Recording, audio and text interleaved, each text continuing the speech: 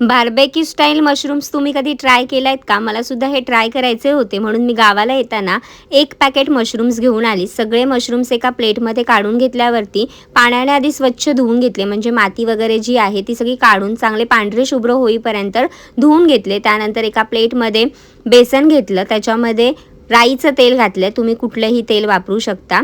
त्याच्यामध्ये लाल तिखट, काश्मीरी लाल मिरची पावडर, हळद, 2 चमचे दही घातलं आणि आलं लसणाची पेस्ट, चवीनुसार मीठ घातलं. फूड कलर हवा असेल तर घालू शकता किंवा स्किपसुद्धा करू शकता.